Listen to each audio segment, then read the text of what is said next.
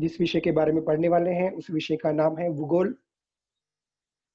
हालांकि आपका ये पाठ हो चुका है, फिर भी हम इस पाठ की पुनरावृत्ति करेंगे। इस पाठ का नाम है पाठ क्रमांक 3, भूगोलक, मानचित्र, तुलना और क्षेत्र भ्रमण। तो जो भूगोलक है, मानचित्र है, यह है भूगोल अध्ययन के साधन। भूगोल अध्ययन के साधन है ये, और इनकी जानकारी आज हम इस पाठ में करने वाले हैं, इसके बारे में हम पढ़ने वाले हैं। तो भूगोल विषय पढ़ने के लिए अपनी क्लास में सबसे जरूरी है, अपनी क्लास में मानचित्र होना बहुत जरूरी है। उसके साथ साथ भूगोलक अर्थात पृथ्वी की जो प्रतिकृति है, जिसे हम ग्लोब भी कहते हैं, वह भी होना आवश्यक है। तो यह इन साधनों के द्वारा हम भूगोल अच्छे से पढ़ सकते हैं या भूगोल को हम समझ सकते हैं।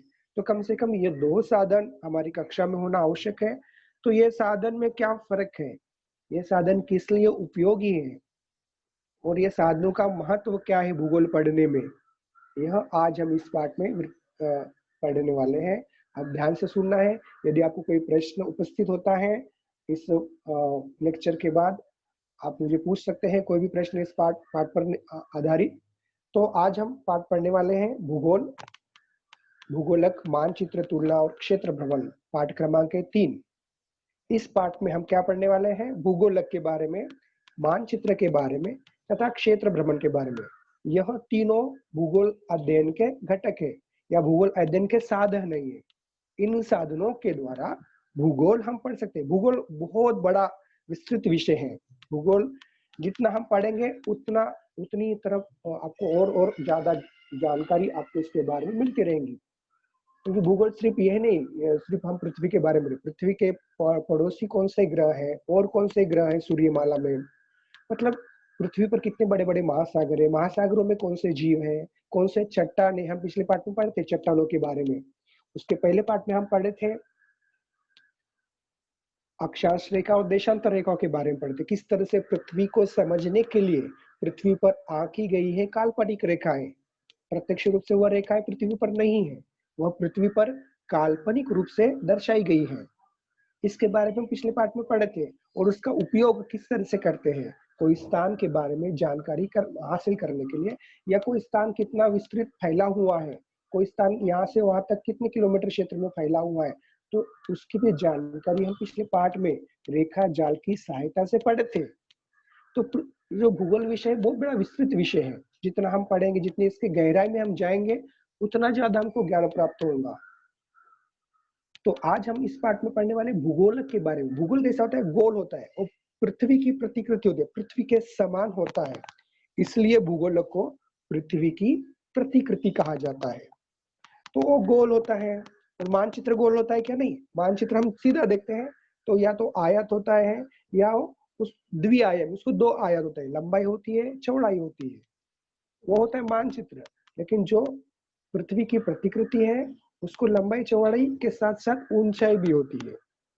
तो उसके बारे में तथा इन दोनों में क्या अंतर है, मानचित्र तथा भूगोलक में क्या अंतर है, क्या दोनों में क्या आपको अंतर दिखाई देगा, वो भी हम इस पाठ में पढ़ने वाले हैं। ठीक है बच्चों।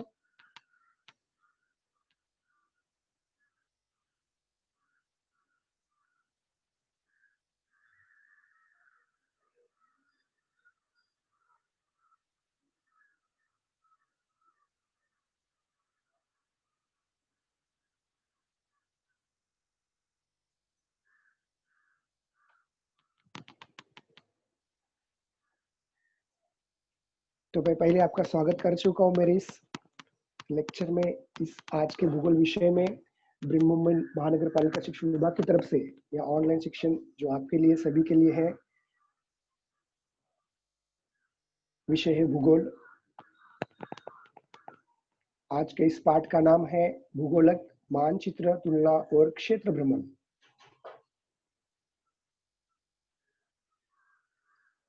इस पाठ में हम क्या पढ़ने वाले हैं, इस पाठ में हम पढ़ने वाले सबसे पहले द्विआयामी वस्तुएं, उसके बाद त्रिआयामी वस्तुएं। द्विआयामी मतलब क्या होता है, त्रिआयामी का तात्पर्य क्या है, यह भी हम इस पाठ में पढ़ने वाले हैं। उसके बाद इस पाठ में क्या है, और मानचित्र तथा भूगोलक। मानचित्र क्या है, भूगोलक क्या है, उसके पश्चात भौगोलिक से किस स्थान की जानकारी प्राप्त करने के लिए उस क्षेत्र का भ्रमण, उस क्षेत्र पर जाने से वहां पर जो भी स्थित है भौगोलिक घटक, वो हम वहां पर सैर करने के बाद हमको पता चलता है, वो है भौगोलिक सैर। और सबसे बड़ा है फिर अर्था। अर्था क्या है? अर्था एक पृथ्वी की प्रतिकृति है। ये पृथ्वी जिसे ग्लोब कहा जाता है, यह दुनिया का सबसे बड़ा ग्लोब है। दुनिया की सबसे बड़ी पृथ्वी की प्रतिकृति है जो अभी अमेरिका में स्थित है, जिसका नाम है अर्था। तो अर्था कहाँ पर है, वो किस गति से घूमता है, वो भी आज हम इस पाठ में पढ़ने वाले हैं।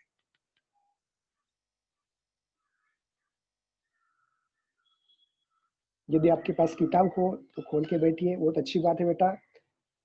इस पाठ में, इस भूगोल विषय में पाठ नंबर 3, इसका नाम है भूगोलक मानचित्र तुलना और क्षेत्र भ्रमण। यह खोल के बैठिए।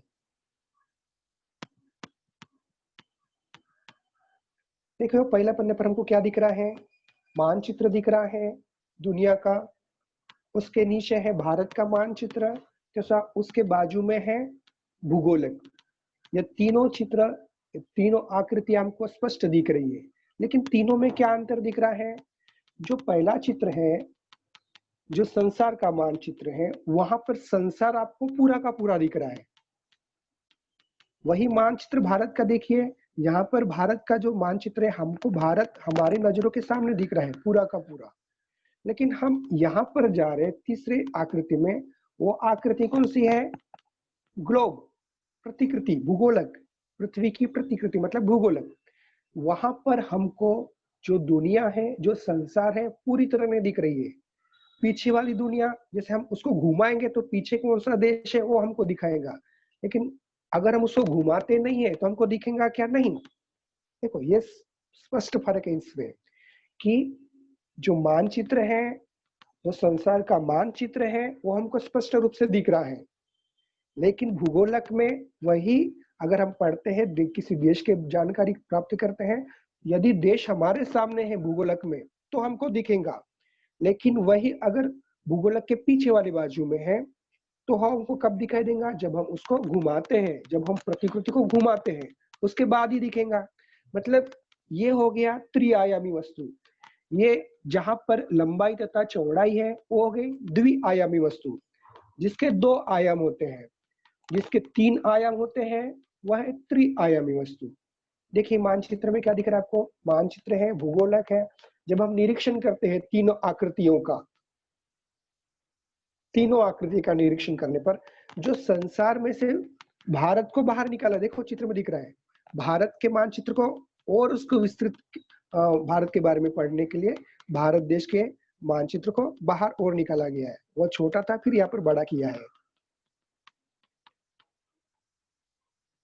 देखो ये है पृथ्वी की प्रतिकृति। अभी देखो जो हमारे सामने है, जो हमारी आंखों के सामने है, वही हमको दिख रहा है। देखो यहाँ पे North Atlantic Ocean, South Atlantic Ocean, उत्तर अटलांटिक महासागर तथा दक्षिणी अटलांटिक महासागर। जो जो ग्लोब का भाग आपकी आंखों के सामने आ रहा है वो आपको दिख रहा है, लेकिन जो भाग पीछे है वो हमको नहीं दिख रहा है। तो मानचित्र में फर्क है, मानचित्र में सबका सब भाग दिख रहा है, किंतु जो पृथ्वी की प्रतिकृति है, जो ग्लोब है, वहां पर एक साथ सब भाग नहीं दिखाई देता है। यह पहला फर्क है, सबसे बड़ा फर्क है इसमें।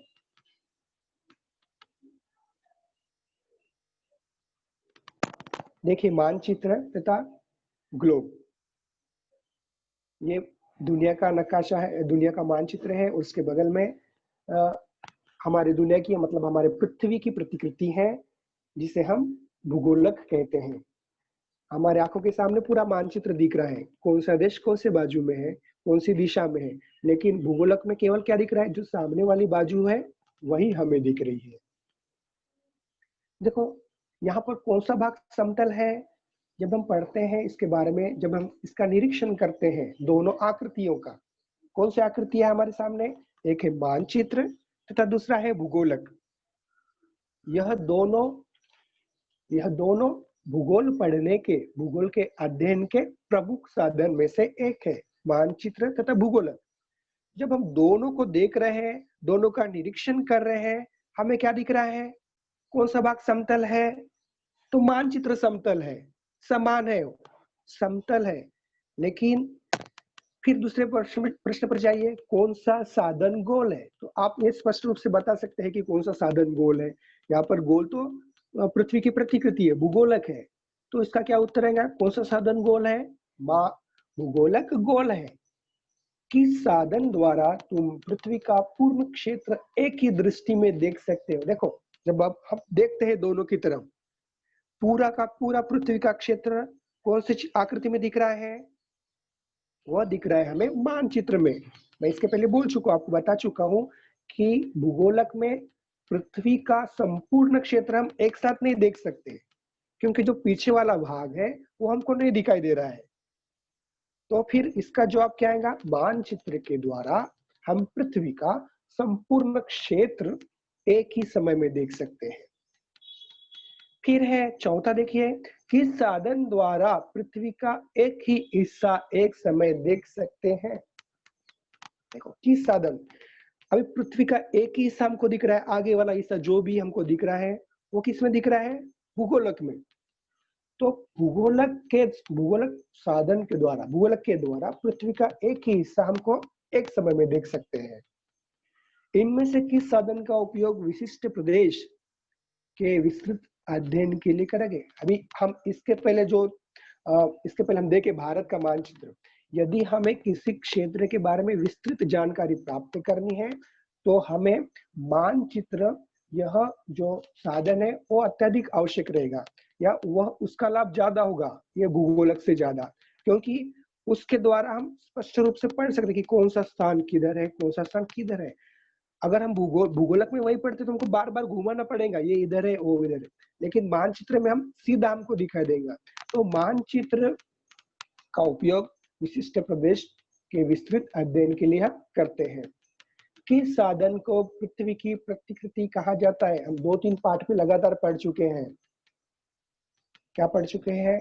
कि पृथ्वी की प्रतिकृति किसे कहा जाता है? पृथ्वी की प्रतिकृति भूगोलक को कहा जाता है। समझा गया बेटो? देखो, पृथ्वी की प्रतिकृति मतलब भूगोलक, मतलब समान, पृथ्वी के समान जैसे दिख रही हो। जैसे पृथ्वी गोल है वैसा भूगोलक गोल है, इसलिए उस साधन को पृथ्वी की प्रतिकृति कहा जाता है। फिर देखो, फिर से देखिए, पृथ्वी की प्रतिकृति, जो भाग सामने है वही हमको दिख रहा है। जो पीछे का भाग है, यदि हम उसको देखना चाहते हैं तो उस भूगोलक को थोड़ा घुमाते रहना पड़ेगा। जब हम उसको घुमाएंगे, वृत्ताकार वृत्त की जैसे हम उसको घुमाते हैं, लट्टू के समय हम उसको घुमाते हैं, तो पीछे वाला भाग हमको दिखाई देगा। तो क्या होता है, हम जब इसका निरीक्षण करते हैं तो हमें क्या ध्यान में आता है? हमें यह ध्यान में आता है कि मानचित्र द्विआयामी होते हैं तथा पृथ्वी का गोलक त्रिआयामी होता है। दोनों आकृति का निरीक्षण करने पर हमें क्या ध्यान में आता है कि मानचित्र है वह द्विआयामी, उसमें 2 आयाम होते हैं। द्विआयाम मतलब जिसमें 2 आयाम। कौन से 2 आयाम? लंबाई और चौड़ाई। लंबाई और चौड़ाई, किसी भी वस्तु में जिसमें 2 आयाम होते हैं, लंबाई तथा चौड़ाई, उसको द्विआयामी वस्तु कहते हैं। उसके बाद देखिए क्या है दूसरा बिंदु, द्विआयामी वस्तुओं की लंबाई और चौड़ाई होती है। लंबाई और चौड़ाई मिलकर उसका क्षेत्रफल बनता है। देखो, मैं बोल चुका हूँ, कोई भी वस्तु जिनमें 2 आयाम होते हैं, 2 आयाम मतलब क्या? लंबाई तथा चौड़ाई, और लंबाई तथा चौड़ाई ही मिलाकर उस वस्तु का क्षेत्रफल बनता है। फिर त्रिआयामी क्या होता है? देखो, तीसरे बिंदु में क्या लिखा है? त्रिआयामी वस्तुओं की लंबाई, चौड़ाई और ऊंचाई होती है। देखो, यहाँ पे एक बिंदु और बढ़ गया है। द्विआयामी में क्या है? सिर्फ लंबाई और चौड़ाई। त्रिआयामी में क्या है? लंबाई चौड़ाई के साथ साथ उस वस्तु की ऊंचाई। तो जिस प्रकार द्विआयामी में लंबाई तथा चौड़ाई के द्वारा क्षेत्रफल बन रहा है, उसी के जैसा त्रिआयामी में क्या हो रहा है? लंबाई, चौड़ाई, ऊंचाई, यह तीनों को मिलाकर उस विशिष्ट वस्तु का आयतन बन रहा है। किसके द्वारा आयतन बन रहा है? लंबाई, चौड़ाई, ऊंचाई। और ये तीनों कहां पर होते हैं? जिस वस्तु में त्रि-आयाम होते हैं उसे कहते हैं त्रि-आयामी वस्तुएं।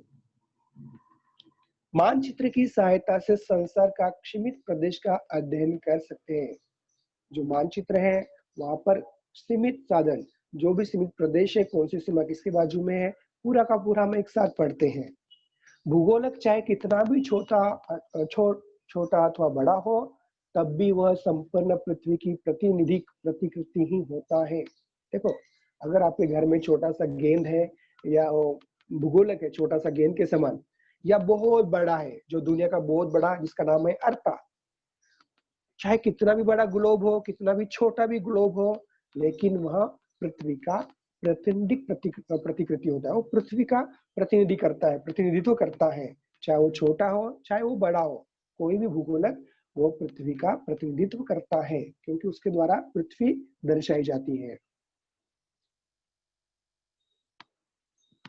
देखिए, फिर से मानचित्र में मैं इसके पहले बोल चुका हूँ कि मानचित्र में लंबाई तथा चौड़ाई होती है। देखो, मराठी शब्द है, वहां पे रुंदी लिख ली है। रुंदी मतलब चौड़ाई और लांबी मतलब लंबाई।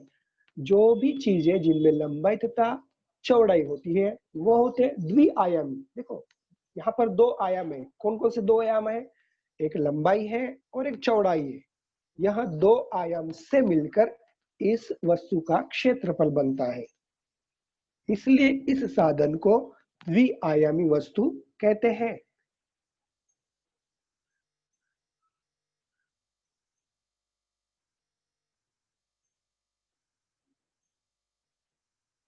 देखो, लंबाई गुना चौड़ाई बराबर क्षेत्रफल। उस वस्तु का क्षेत्रफल कैसे बनता है?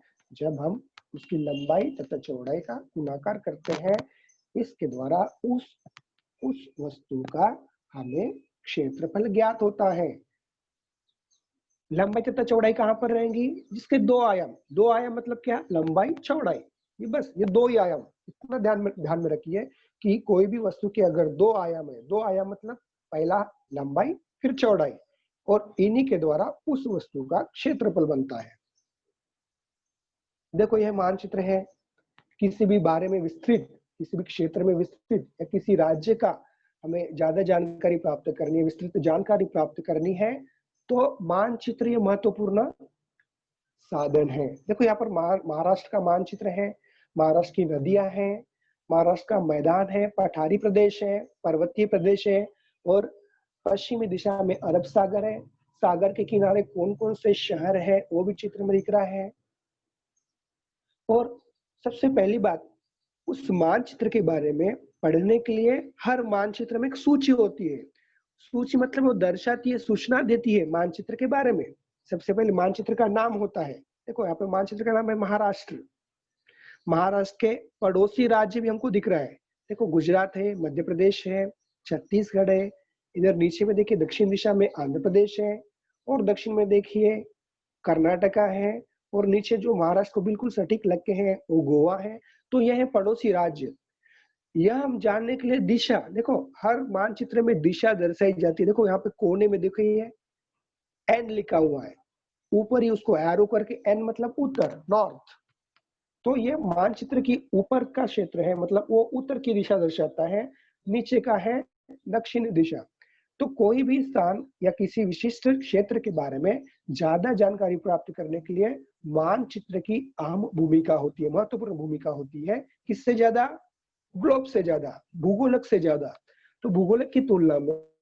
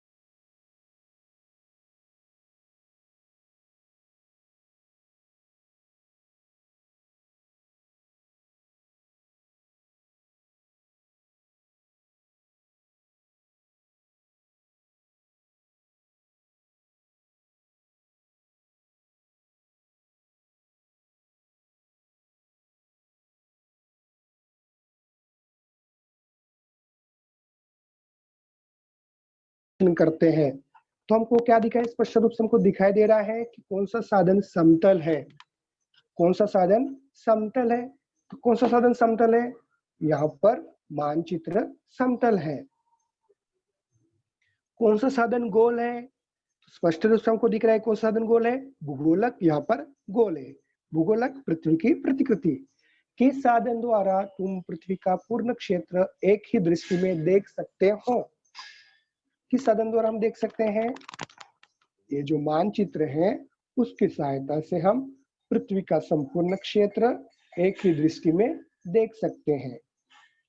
किस साधन द्वारा पृथ्वी का एक ही हिस्सा एक समय में देख सकते हैं। देखो, जो भूगोलक है, भूगोलक में जो भी सामने हमारे देश आ रहे हैं, जो हमको सामने दिखाई देंगे वही उनको हम एक साथ देख सकते हैं। लेकिन जो उसके बाजू में जो पीछे में आ रहे हैं या उसके बाजू में आ रहे हैं, हम उसको अच्छे से देख नहीं सकते हैं। तो भूगोलक ऐसा साधन है जो सामने है उसी को हम देखते हैं। देखो, फिर इस बिंदु पे जाइए, इनमें से किस साधन का उपयोग विशिष्ट प्रदेश जैसे कि देश, राज्य आदि के विस्तृत के लिए अध्ययन करेंगे। कौन सा घटक, कौन सा साधन हम देखेंगे, तो किसी क्षेत्र के बारे में विस्तृत जानकारी प्राप्त करने के लिए इनमें से जो मानचित्र साधन है वह हमारे लिए बहुत अत्यावश्यक रहेगा ये, या उसकी सहायता से हम किसी विशिष्ट प्रदेश की जानकारी प्राप्त कर सकते हैं। फिर देखो, अंतिम बिंदु क्या कहता है, क्या पूछ रहा है कि किस साधन को पृथ्वी की प्रतिकृति कहा जा सकता है। तो जो भूगोलक है, जो हमारे आकृति में दिख रहा है, वह भूगोलक को ही पृथ्वी की प्रतिकृति कहा जाता है। देखो, यह है भूगोलक। भूगोलक में हमको जो भाग हमारे सामने दिख रहा है वही भाग हमको दिखाई देगा, क्योंकि जो पीछे का भाग है यदि हम उसको देखना चाहते हैं तो भूगोलक को हमको लट्टू के समान थोड़ा घुमाना पड़ेगा। तो इसकी सहायता से सिर्फ हमको जो सामने भाग दिखाई देगा उसको ही हम पढ़ सकते हैं, लेकिन जो पूरा का पूरा प्रदेश हम एक साथ नहीं पढ़ सकते। तो भूगोलक का और मानचित्र का जब हम निरीक्षण करते हैं तो हम क्या दिखाई देता है, तो मानचित्र द्विआयामी होते हैं और पृथ्वी का गोलक त्रिआयामी होता है। द्विआयामी मतलब क्या, जिसमें दो आयाम होते हैं। त्रिआयामी मतलब क्या, जिसमें तीन आयाम होते हैं। देखो, त्रि शब्द के लिए तीन और द्वि मतलब दो। जिस आकृति में या जिस वस्तु के दो आयाम होते हैं उसको द्विआयामी वस्तु कहते हैं, और जिस वस्तु के तीन आयाम होते हैं, तीन आयाम मतलब क्या, लंबाई, चौड़ाई और ऊंचाई, या अगर तीनों आयाम दिखाई देते हैं तो उस वस्तु को त्रिआयामी वस्तु कहते हैं। और जिसमें लंबाई और चौड़ाई सिर्फ दो आयाम दिखते हैं उसको द्विआयामी वस्तु कहते हैं। मतलब मानचित्र क्या हो गया, द्विआयामी। और पृथ्वी का गोलक, जो पृथ्वी की प्रतिकृति जिसको भूगोलक कहते हैं, वो क्या है, त्रिआयामी। द्विआयामी वस्तुओं की लंबाई और चौड़ाई होती है। लंबाई और चौड़ाई मिलकर उसका क्षेत्रफल बनता है। देखो, क्षेत्रफल कैसे बनता है किसी वस्तु का, उसमें लंबाई और चौड़ाई होना आवश्यक है। कोई भी वस्तु जिसमें लंबाई होती है और चौड़ाई होती है, ये जो दो आयाम होते हैं, वो दो आयाम को गुना करने पर उस वस्तु का क्षेत्रफल हमें प्राप्त होता है। फिर देखिए, त्रिआयामी में क्या होता है, जब त्रिआयामी में तीन घटकों का, जो तीन घटक कौन से है, लंबाई, चौड़ाई और ऊंचाई, इन तीनों का जब हम गुणाकार करते हैं या इन तीनों के द्वारा जो हमें प्राप्त होता है उसे उस वस्तु का आयतन कहते हैं। क्षेत्रफल और आयतन में फर्क समझ में आ गया। क्षेत्रफल दो आयत से, किससे, दो आयत कौन से हैं, लंबाई और चौड़ाई, उससे क्या बन रहा है, क्षेत्रफल। और तीन आयाम से क्या बन रहा है, तीन आयाम क्या है, लंबाई, चौड़ाई और ऊंचाई। इसकी सहायता से क्या बन रहा है, उस वस्तु का आयतन बन रहा है। मानचित्र की सहायता से संसार का तथा सीमित प्रदेश का अध्ययन कर सकते हैं। देखो, जब हम उसका निरीक्षण कर रहे हैं मानचित्र का, तो मानचित्र की सहायता से उस प्रदेश का या संसार का हम एक साथ पढ़ाई कर रहे हैं, एक साथ हमको सब दिख रहा है। किंतु भूगोलक में हमको एक साथ दिख रहा है क्या, नहीं, सिर्फ जो हमारे आंखों के सामने जो भाग है वही भाग हमको भूगोलक में दिखता है। संपूर्ण दुनिया, पूरी की पूरी दुनिया या पूरा का पूरी विश्व हमको एक साथ नहीं दिखता है, किसमें, भूगोलक में। किंतु मानचित्र में हमको सब एक साथ दिखाई देता है। देखो फिर क्या कह रहा है अंतिम बिंदु, भूगोलक चाहे कितना भी छोटा अथवा बड़ा हो, तब भी वह संपूर्ण पृथ्वी की प्रतिनिधिक प्रतिकृति ही होता है। यदि आपके घर में छोटा सा ग्लोब है और स्कूल में बहुत बड़ा ग्लोब है, तो इसका मतलब ये नहीं कि हमको छोटी सी जानकारी दे रहा है, वो बड़ी जानकारी उससे प्राप्त हो रही, नहीं। यहाँ छोटा रहे या बड़ा रहे, यह पृथ्वी के प्रतिनिधिक प्रतिकृति होते हैं। ये जो भूगोलक होते हैं, यह पृथ्वी की प्रतिनिधित्व करते हैं, तो पृथ्वी के बारे में दर्शाते हैं, पृथ्वी पर क्या है, कौन सा भाग है, चाहे वो छोटा हो, चाहे वह भूगोलक बड़ा हो, लेकिन वो छोटा या बड़ा नहीं, बल्कि वो पृथ्वी का प्रतिनिधिक प्रतिकृति होता है। ये हमको इन चित्रों का निरीक्षण करने पर हमें ये जानकारी प्राप्त हो रही है।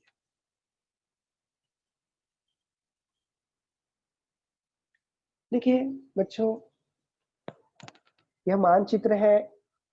देखो हालांकि वहां पर मराठी शब्द है रुंदी और लांबी। रुंदी मतलब चौड़ाई और लांबी मतलब लंबाई। तो इससे क्या स्पष्ट हो रहा है, इस आकृति के दो आयत हैं। कौन से हैं? दो आयाम है। कौन से दो आयाम है? लंबाई और चौड़ाई।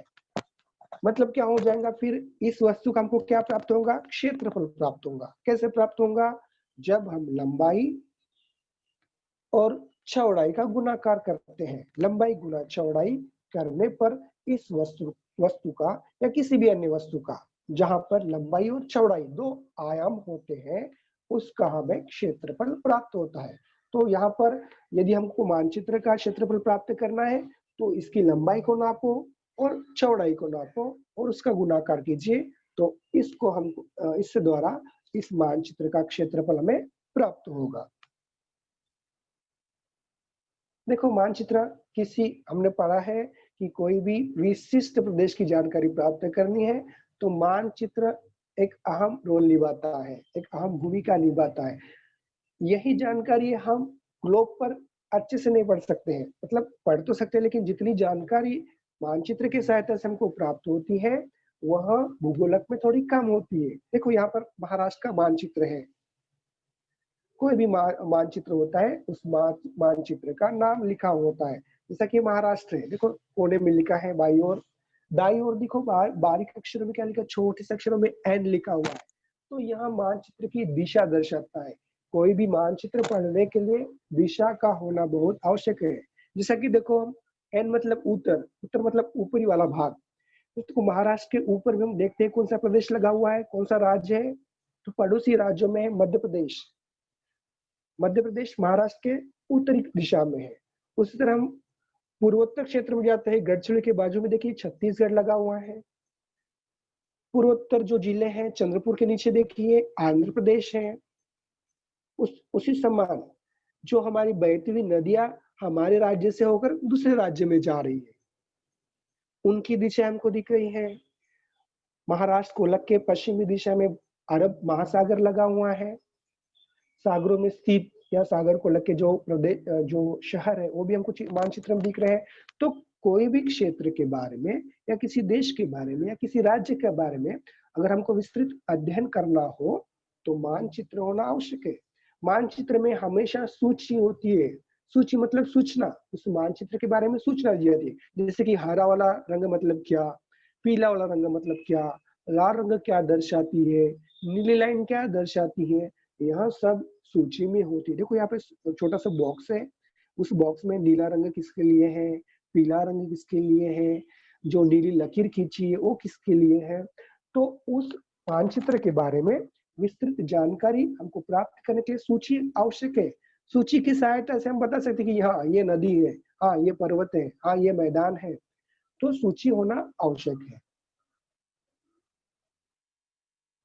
अभी द्विआयामी वस्तु है। द्विआयामी वस्तु मतलब क्या? जिसके दो आयाम होते हैं। दो आयाम कौन से हैं? लंबाई और चौड़ाई। लंबाई और चौड़ाई जिन वस्तुओं में होती है उन वस्तुओं को द्विआयामी वस्तु कहते हैं। जैसा कि देखो उदाहरण के लिए अभी आपको चित्र में क्या दिख रहा है? श्यामपट्ट। श्यामपट्ट दिख रहा है, ब्लैक बोर्ड होता है हर क्लास में। हाँ, तो उस ब्लैक बोर्ड की लंबाई होती है और चौड़ाई भी होती है, मतलब दो आयाम हमको मिल गए। इसका अर्थ क्या हो गया कि शामपट किसका उदाहरण है? द्विआयामी वस्तुओं का। देखो यह है शामपट। शामपट किसका उदाहरण है? द्विआयामी वस्तु का। क्यों? क्योंकि वो उसकी लंबाई है तथा चौड़ाई है, उसके दो आयाम है इसलिए। उसके बाद देखो ढेर सारे कागज है, रंग बिरंगे कागज आपको दिख रहे हैं यहाँ पर। यह कागज की भी लंबाई हमको दिख रही है तथा चौड़ाई हमको दिख रही है, इसलिए कागज तथा शामपट ये दोनों द्विआयामी वस्तुओं के अंतर्गत आते हैं। क्यों? क्योंकि इसके दो आयाम है। कौन से दो आयाम है?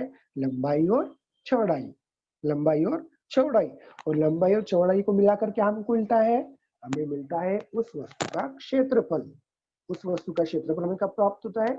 जब हम उस वस्तु की लंबाई तथा चौड़ाई को मिलाते हैं, उसको गुणाकार करते हैं, तो हमको उस वस्तु का क्षेत्रफल में प्राप्त होता है। देखिए द्विआयामी वस्तु मतलब क्या? वह पृष्ठभाग जिसके दो आयाम। कौन से दो आयाम? लंबाई और चौड़ाई। द्विआयामी वस्तु मतलब वह पृष्ठभाग या कोई भी वस्तु जिसके दो आयाम होते हैं, लंबाई और चौड़ाई, उस वस्तु को द्विआयामी वस्तु कहते हैं। देखो यहाँ पर सिर्फ द्विआयामी का अर्थ बताया गया है कि सिर्फ दो आयाम। दो आयाम में एक लंबाई, दूसरी है चौड़ाई।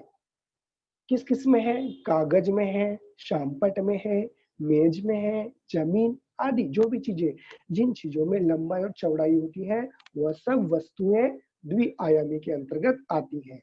उसके बाद हम पढ़ेंगे त्रिआयामी।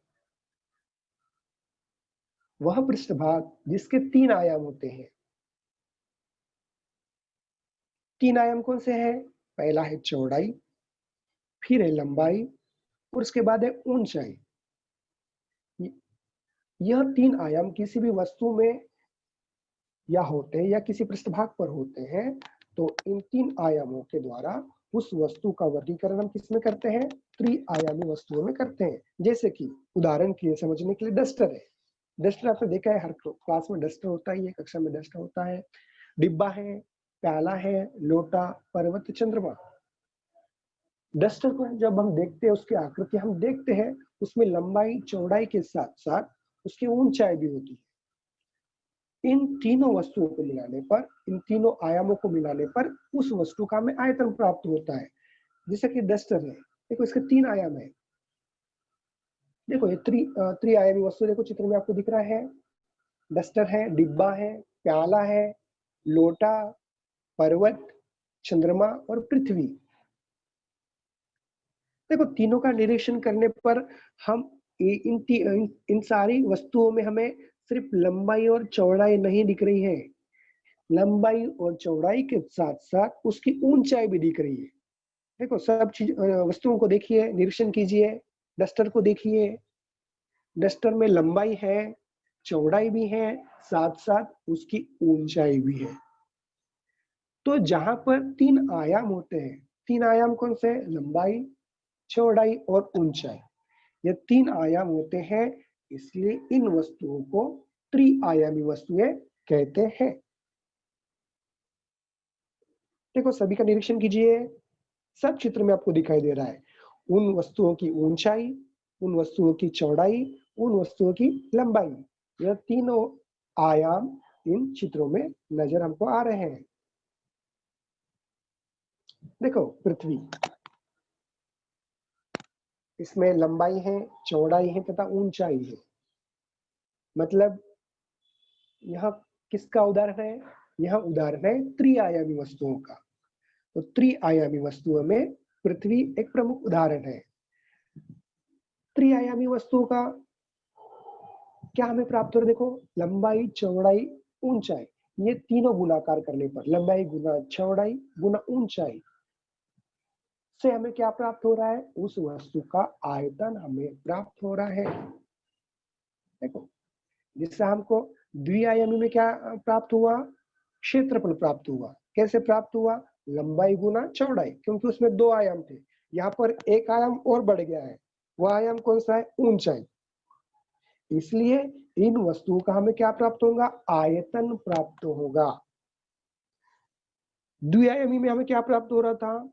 द्विआयामी में हमें केवल क्षेत्रफल प्राप्त हो रहा था, और त्रिआयामी में क्या प्राप्त हो रहा है? त्रिआयामी वस्तुओं में हमें उस वस्तुओं का आयतन प्राप्त हो रहा है। और इसमें 3 आयाम कौन से हैं? लंबाई, चौड़ाई और ऊंचाई। यह तीनों के द्वारा हमको उस वस्तुओं का आयतन प्राप्त होता है। देखिए, निरीक्षण कीजिए, चित्र में क्या आपको दिख रहा है? हमको दिख रहा है एक पृथ्वी के समान भूगोलक है, वहां पर पृथ्वी की प्रतिकृति है, उसके अंदर छोटा सा बल्ब है, बिजली की बत्ती है, और वो बिजली की रोशनी उस गोले में डाली गई है। इसकी सहायता से क्या हो रहा है? उसकी जो परछाई है, छाया है, वो कागज पर आ रही है। दिख रहा है चित्र में बच्चों? ठीक है। पृथ्वी का गोल मानचित्र तैयार करने के लिए तार का प्रत्यक्ष भूगोलक तैयार करते हैं। उसके भीतर बिजली की बत्ती लगाकर उसका प्रक्षेपण प्रकाश की सहायता से कागज पर ले जाते। देखो, जो प्रकाश है, जो वहां पर जो बिजली का बल्ब है, उसका जो प्रकाश, उसकी जो रोशनी पड़ रही है, वह रोशनी की सहायता से, उस प्रकाश की सहायता से उसके आगे कागज रखकर जो उसकी परछाई है, जो उसकी छाया के द्वारा जो हमको आकृतियां कहाँ पर मिलेंगी? अभी कागज पर मिलेंगी। किसके द्वारा? उस प्रकाश के द्वारा। क्योंकि उस ग्लोब पर, उस भूगोलक पर सभी देशों की आकृतियां हैं, मानचित्र है। वह मानचित्र हम कागज पर उतार रहे हैं। किसकी सहायता से? प्रकाश की सहायता से। देखो किस तरह से मानचित्र तैयार किया जाता है। देखो, प्रक्षेपण के आधार पर मानचित्र तैयार किया जाता है, अर्थात पृथ्वी का अथवा पृथ्वी के किसी भी हिस्से का मानचित्र तैयार करने के लिए रेखाजाल तो आवश्यक होता ही है। उसके साथ साथ रेखाजाल की सहायता से, देखो मानचित्र में दिख रहा है हमको, मानचित्र में देखिए उसकी जो परछाई पड़ रही है, उसकी छाया के द्वारा फिर हम उसको रेखांकन करते हैं। इसके द्वारा क्या हो रहा है? अभी ये वस्तु कौन सी है? पहली वस्तु त्रिआयामी है। जो भूगोलक है वह त्रिआयामी वस्तु है। उसमें क्या छोड़ा जा रहा है? प्रकाश छोड़ा जा रहा है। वह प्रकाश से क्या हो रहा है? आगे वाले कागज पर उसकी रोशनी, उसकी छाया पड़ रही है। उस छाया की सहायता से क्या हो रहा है? मानचित्र तैयार हो रहा है। देखो, मतलब त्रिआयामी वस्तु से कौन सी वस्तु बन रही है? द्विआयामी। ये जो भूगोलक है वह त्रिआयामी वस्तु है, और मानचित्र क्या है? द्विआयामी वस्तु है। मतलब त्रिआयामी वस्तुओं के द्वारा या त्रिआयामी पृथ्वी के गोलक द्वारा द्विआयामी कागज पर मानचित्र बनाया जा रहा है। देखो कितना अच्छा दिख रहा है। देखो, ये जो पृथ्वी की प्रतिकृति है, भूगोलक, ये इसके सहायता से, इसमें रोशनी डाल के, इसमें प्रकाश डाल के उसकी छाया कागज पर, फिर वही त्रिआयामी वस्तु से त्रिआयामी पृथ्वी के गोलक के द्वारा द्विआयामी मानचित्र का निर्माण किया जा रहा है।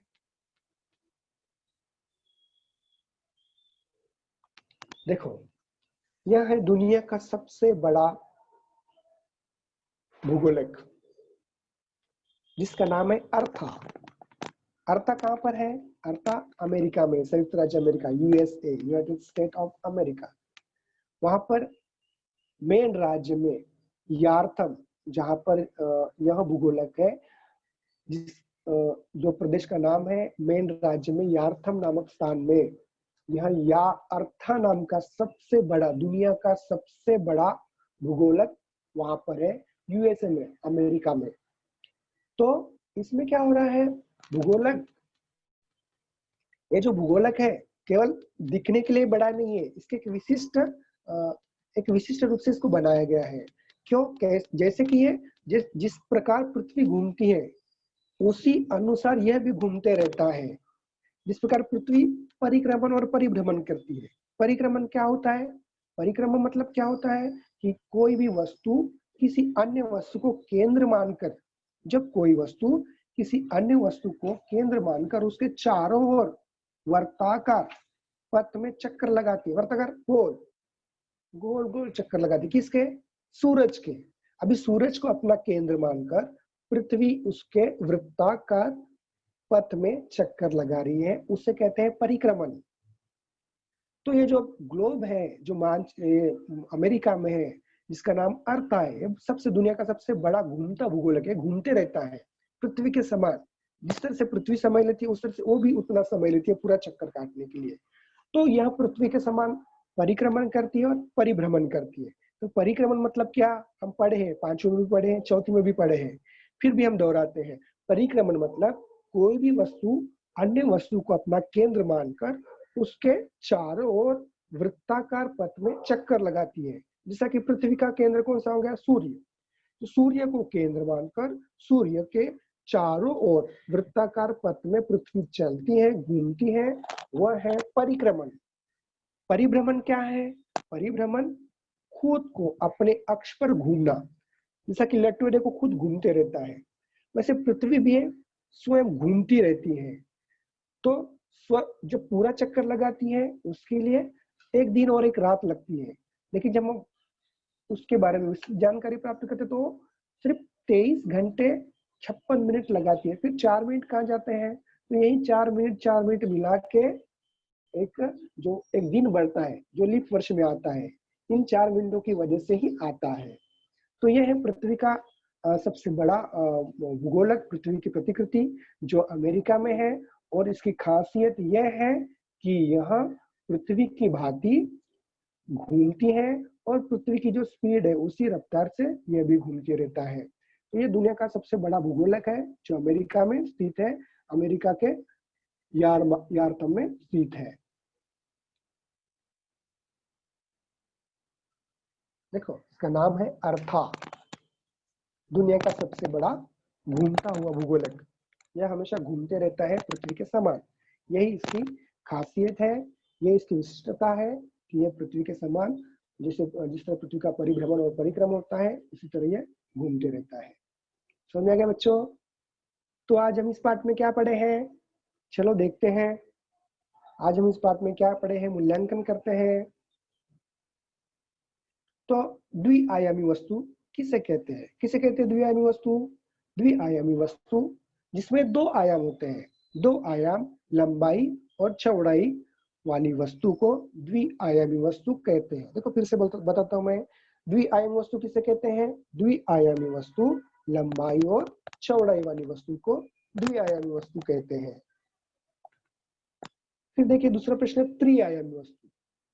मुख्य रूप से जो हम इस पाठ में पढ़े वो महत्वपूर्ण है कि द्विआयामी और त्रिआयामी, इसमें आपको कोई भी चीज आपको वस्तु दी जाती है तो उसका वर्गीकरण किस तरह से करना है। तो यदि आप वर्गीकरण करते हैं मतलब आपको पाठ समझ में आ गया। तो त्रिआयामी वस्तु किसे कहते हैं? त्रिआयामी वस्तु किसे कहते हैं? जिसमें लंबाई, चौड़ाई और ऊंचाई वाली वस्तु को त्रिआयामी वस्तु कहते हैं। 3 आयाम, 3 आयामों लंबाई, चौड़ाई और ऊंचाई वाली वस्तु को त्रिआयामी वस्तु कहते हैं। उसके बाद देखिए सबसे बड़े भूगोलक का नाम क्या है? अभी अभी हमने पढ़े थे, सबसे बड़े भूगोलक का नाम है अर्था। और ये कहां पर स्थित है? यह संयुक्त राज्य अमेरिका के यारमाउथ में स्थित है। क्या चंद्रमा त्रिआयामी है? क्या चंद्रमा त्रिआयामी है? हाँ, क्यों? देखो क्योंकि वो पृथ्वी की तरह है। मैंने पहले बता चुका हूं आपको कि त्रिआयामी वस्तु का हम वर्गीकरण करते हैं, पृथ्वी तथा चंद्रमा यह दोनों गेंद के समान गोल हैं। तो इन वस्तुओं में चौड़ाई, ऊंचाई और लंबाई ये तीनों आयाम हमको स्पष्ट रूप से दिख रहे हैं, इसलिए इस वस्तु को त्रिआयामी वस्तु कहते हैं या चंद्रमा त्रिआयामी है। भूगोलक अध्ययन के प्रमुख साधन कौन से हैं? यदि हमको भूगोल के बारे में पढ़ना है उसके प्रमुख साधन कौन से हैं? एक तो है मानचित्र और दूसरा कौन सा है? भूगोलक। यह भूगोल अध्ययन के प्रमुख साधन है। ठीक है, चलो बच्चों अभी हम फिर से प्रश्न आपको पूछते हैं। चलो आ जाइए अभी स्क्रीन पर।